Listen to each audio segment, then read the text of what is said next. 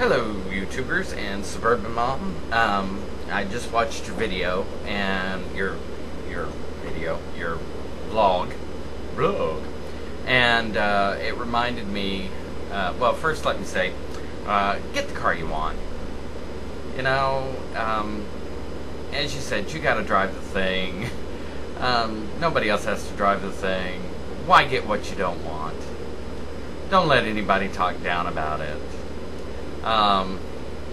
Anyway, on to what I was going to say. I don't know.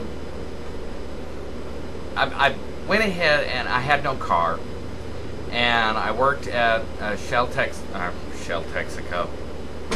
I don't know what's wrong with me. I've worked at both, but I was working at Shell at this time, the one from the Earl story, and a lady I worked with, her daughter was selling a car. Well, her daughter lived in Shreveport, Louisiana. So I asked the mother about the car, you know, what kind of car was it? And she said it was a Toyota.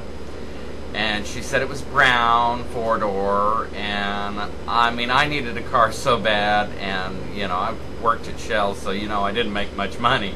And I looked at her mother, I said, tell you what, if you could talk your daughter into making payments, I'll buy it. She said, well, it's got some damage to it. She kind of rear-ended some truck, and it took out the radiator. Took out the headlights. She says she's replaced the headlights, but the radiator is still needs to be replaced. And I'm like, okay, I can get a radiator.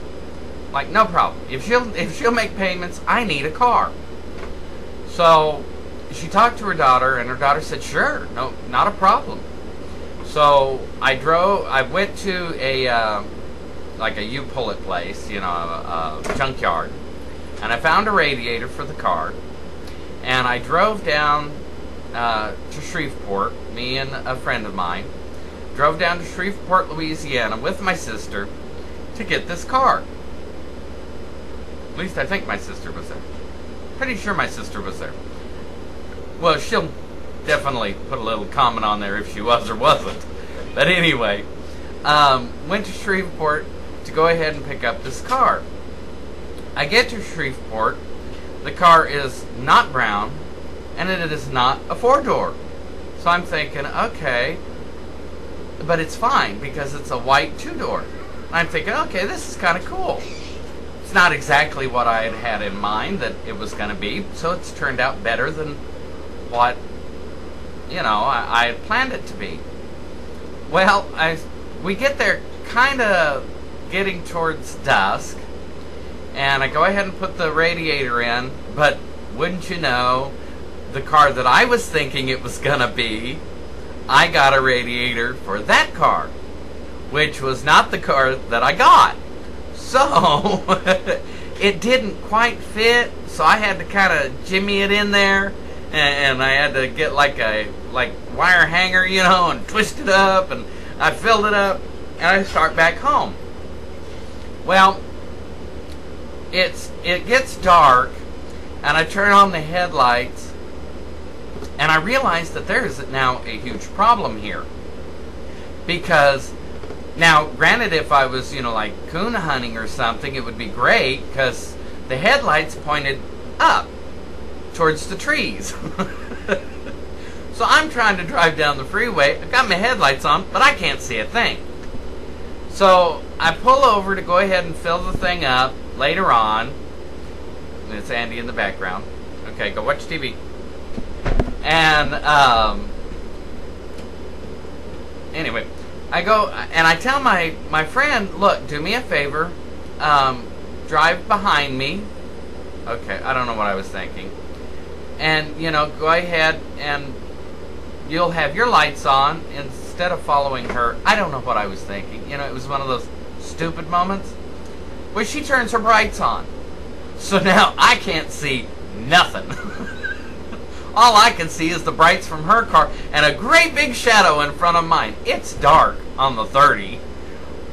And so I'm trying to drive home from Shreveport, Louisiana, to go ahead and get back to Benton, Arkansas. That's where I lived at the time. And I almost hit a bridge. Finally, I smartened up and I pulled off the side of the road and I said, okay, let's do this different. I will follow you. So I finally made it home, and I put in, I got the right radiator, and I took a crowbar and I kind of bent the front of it so my headlights would point where they were supposed to. That car turned out to be the best car that I ever had. It really did.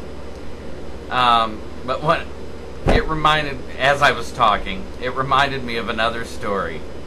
I had this Chevy Silverado pickup, and my grandfather on my father's side had passed away, and he left my dad his van. And so my dad asked if me and my brother Sean would drive to California to go pick it up. And of course, I love California, so I'm like, sure, your foot in the bill? Of course I'm gonna go. So we go ahead and drive down to California. We get between Needles and Barstow, and all of a sudden my lights start going dim. I realized that something was amiss. Besides the fact, somewhere during the trip, I think it was in Flagstaff, my truck had no get up and go. All of a sudden, if I started getting a hill and everything, it just did not want to go. And then I lost power. Middle of the night, I've got no headlights now. The truck's still running. I don't know how, but it's still running.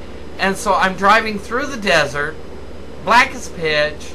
Every once in a while I'd get lucky enough to go ahead and get behind a semi so I could follow it. So I had a flashlight in the glove compartment of the truck. And so my brother Sean had to take the flashlight and shine it out the window onto the center line just so I could know where I'm going. Now, as you can imagine, millions of people, at least it felt like millions of people, drove by, rolled their window down and said, "Hey, your headlights aren't on," like I didn't know. We finally make it to Barstow, and we pull off at a gas station, and I turn the truck off, and of course it won't start back up. So my brother asks the guy at the convenience store, "Hey, is there like a Walmart around?" And the guy says, "Yeah, it's only about 4 blocks down the road." So he goes walking off, and 2 hours later he comes walking back. He said, "I don't know what blocks this guy is talking about, but it was like 4 or 5 miles to go down." So he walked all the way down there, walked all the way back carrying a battery for the truck. Well, it turns out a little hose had popped off of my distributor. That's why I lost power, and my alternator went bad. We finally made it. We finally got back. Oh my gosh, what a trip. Of course, I've had some doozy of trips. But anyway, I just wanted to share those with you. Talk to you later. Bye.